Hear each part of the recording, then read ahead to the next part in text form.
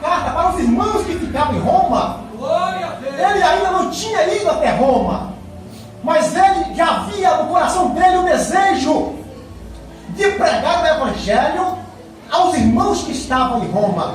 Mas só que em Roma havia uma grande dificuldade para pregar o Evangelho, porque em Roma as pessoas tinham vergonha do Evangelho, porque falar em cruz lá em Roma, falar em alguém que morreu na cruz em Roma, para eles isso era um escárnio total. Então o povo não dava ouvidos à mensagem da cruz. Por isso que Paulo, escrevendo aqui, ele disse: porque não me envergonho do Evangelho, porque o Evangelho é poder de Deus. Mas é poder de Deus para quem? É poder de Deus para quem crê. A carta de Paulo aos Romanos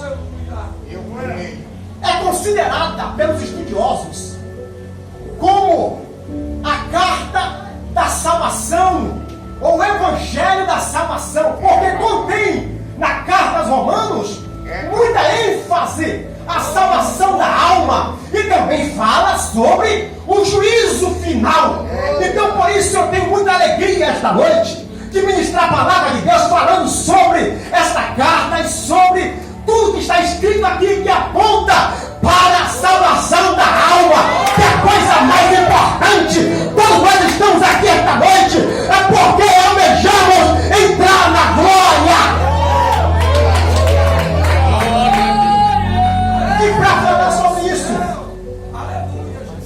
para falar sobre salvação, o tema da mensagem a qual eu quero ministrar essa noite vai estar falando sobre 5 coisas. 5 coisas que devem acontecer na salvação da alma de uma pessoa. Glória! Aleluia, Jesus! Pastor Edilson, Glória a Deus! o senhor me conheceu antes da época que eu era mais itinerante, 2010, 11, 12, preguei por aqui tudo, várias igrejas. Mas depois que você se torna pastor, a gente só quer pregar sobre salvação de alma. A gente agora parece que não sabe mais pregar mais como evangelista.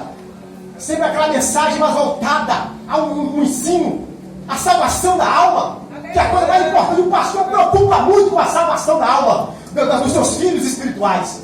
Então é importante hoje eu falar sobre isso, sobre 5 coisas que devem acontecer na salvação da alma de uma pessoa. A primeira coisa que deve acontecer na salvação da alma de uma pessoa é o arrependimento.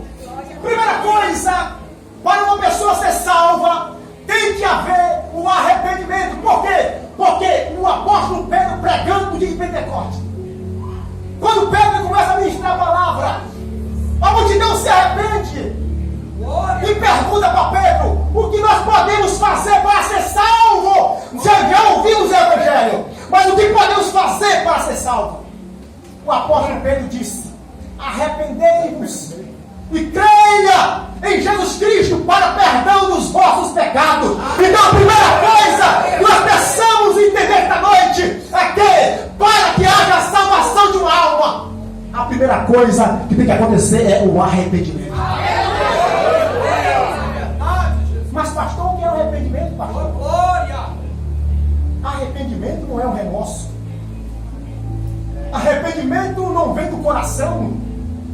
O arrependimento no grego significa metanoia. O que é metanoia? Mudança de pensamento, mudança de mente. Arrependimento na Bíblia, na palavra de Deus, não é o arrependimento que nós conhecemos. Sentiu, chorou, oh meu Deus, pastor, eu peguei, eu caí, amanhã faz de novo. Arrependimento na Bíblia é quando há uma mudança de mentalidade. Quando o indivíduo, ele entrega a vida a Jesus, ele entrega racionalmente, ele entrega conscientemente. Eu estava lembrando, pastor Edilson, esses dias agora, que na época que eu era menino, eu fui criado por nós, minha família toda, que é uma família, a minha mãe e mais 9 filhos, 9, todos eles conviveram comigo lá. E eles são homens de Deus, pregadores, músicos, de banda deles. É um negócio tremendo. E eu me lembro de pequenininho na igreja, os cultos acontecendo, e nós às vezes dormíamos no banco da igreja, debaixo do banco, no chão.